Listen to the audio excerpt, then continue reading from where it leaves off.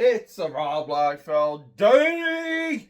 Guys, we're talking about Liefeld today. Peter A. DeLuca, aka Pad, coming to you from Philadelphia, PA, also known as the Eclectic One. I connect the dots in a very eclectic way. That's what you guys love.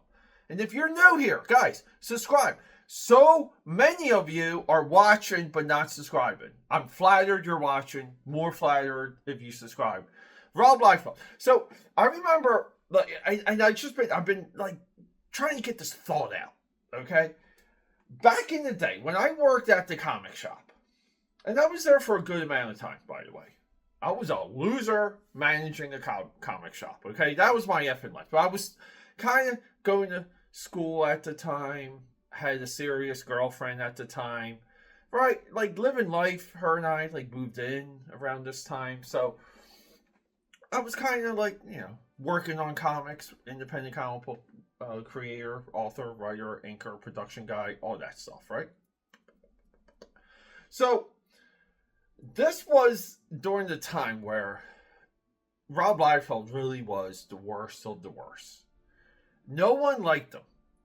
Now, myself and another patron for the comic shop, you might know his name, Haunted Pizza Boy.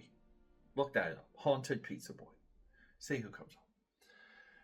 We would have a lot of discussions about Rob Liefeld.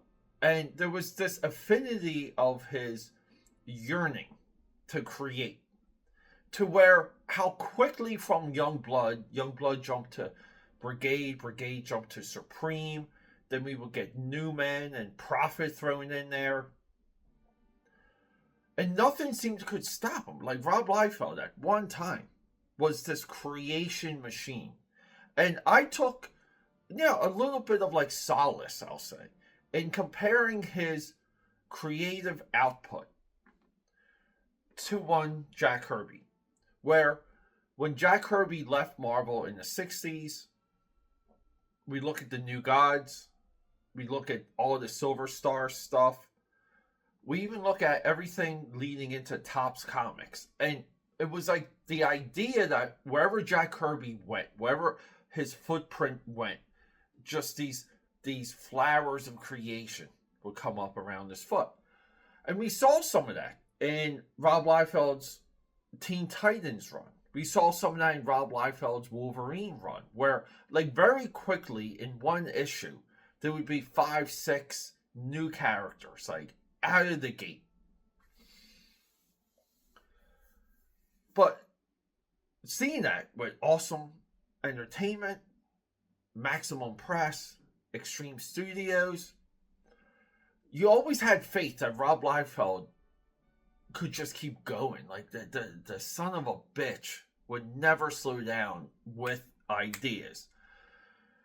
Had good ideas. People got jazzed up for him. They got more jazz because he overpaid for all of his work, and that's one of the primary reasons his companies kept going out of business. He didn't know how to pay for work, by the way, guys. And like this would be like an even argumentative point to bring to someone. Like lay out Jack Kirby's path of comic book creations. And we can parallel a lot of that with Rob Liefeld, starting with New Mutants. And it would just be like, look, man, like he's a young dude, learning the business, learning to run companies. His artwork's going to grow. Look at it already, right? Like all of these positions that a lot of people overlooked, because even back then there were like the feet thing, him not being able to draw a fist, not being able to story tell, all things, by the way, the son of a gun never fixed. By the way, I mean the feet thing and the fist thing, but in all though, I don't think Liefeld grew as much as Mark Silvestri. And even Eric Larson. And Eric Larson just pours out nothing but endless slop. Okay? Rob Liefeld just no growth, in my opinion. Some technique, but no, like when he inks himself now, it's disgusting. It just doesn't look good, and people just want to rub that knob and pretend like they don't see it or they never seen stellar comic book inking attached to Rob Liefeld ever before. I mean, I get like that's a little bit of the world we live in now. Like history starts today. Thank you, comic book commentary community, for garbage.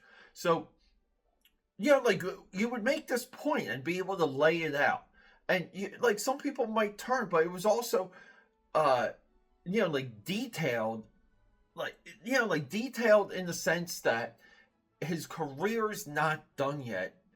We're going to pay attention to him. We're going to root for him. We're going to keep going. And that was like the early Rob Liefeld, like message boards.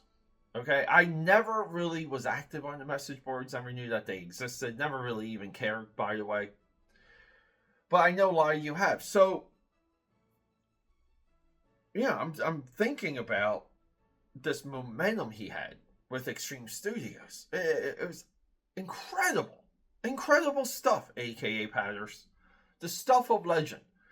But then it stopped.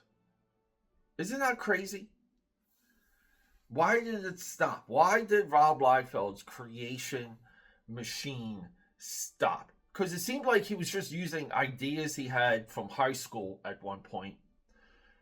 In my view, all of it was really inspired by 70s DC Comics, early 80s DC Comics. Some Marvel sprinkled in. We know how much he loved the X-Men. But to me, he was mostly emulating like the George Perez Teen Titans era with all of his creations. And he gave him this like, bloodier, shining metal, cybernetic edge, right? Knives and guns. We love that shit. But he stopped. He slowed down to the point of, even now, like, he's got a new Young Blood book, but nothing new. He's using, like, the Alan Moore Young Blood. I don't understand that. In my view, Alan Moore completely destroyed Young Blood. Also destroyed Wildcats. But where was the creation for the last 10 years? For the last 15 years? Everything we saw early with Extreme Studios relatively never came back. So it's not a fair comparison at this point. We can say during this time, this era. But we can't continue it to right now. You would think, based on his output at one time, Rob Liefeld could create his way, rich and poor, a million times over. Any hole that he was in, any hole that the company was in, Rob Liefeld could create his way out of it. And it just went away. It's a crazy thing. And I know a lot of you from the comic shop days, you guys are here with me on YouTube. I made this argument to you guys, and, well, I apologize, because history, right, everything comes out in the wash, and I was wrong.